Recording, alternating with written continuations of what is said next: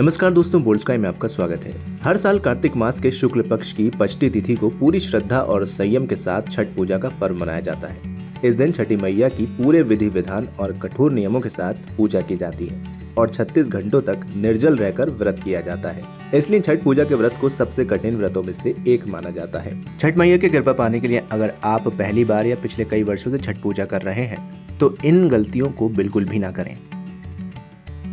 छठी मैया का प्रसाद बनाने के लिए प्रयोग में आने वाला अनाज घर पर धोकर, कूटकर और घर पर ही पीसकर बनाया जाता है। इसकी शुद्धता का विशेष ध्यान रखा जाता है। इस दौरान चिड़िया अनाज को झूठा न करे, इसका भी विशेष ध्यान रखा जाता है। अगर गलती से भी किसी का अनाज पर पैर पड़ जाए तो इसे अपशगुन माना जाता है। छठ पूजा में प्रसाद रखने के लिए बांस की नई टोकरी का उपयोग होता है। इसमें पुरानी टोकरी का उपयोग ना करें।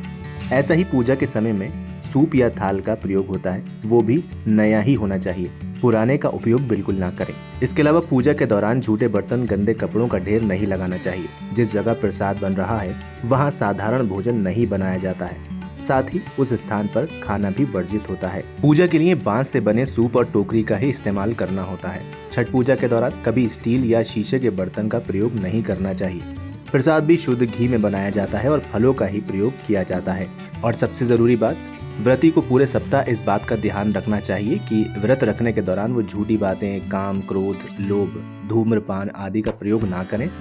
छठ पर्व के चारों दिनों पूर्ण ब्रह्मचर्य का पालन करना होता है। इसके अलावा आप कठोर भाषा या अपशब्द का प्रयोग करने से भी बचें। छठ पूजा के दौरान घर में सात्विक खाना ही बनाना होता है। प्रसाद बनाते समय गलती से भी हाथ से नमक नहीं छूना चाहिए। व्रती और घर के सदस्य भी छठ पूजा के दौरान प्याज, लहसुन और मांस मछली नहीं खा सकते हैं। ऐसा करने से व्रत का फल प्राप्त नहीं होगा।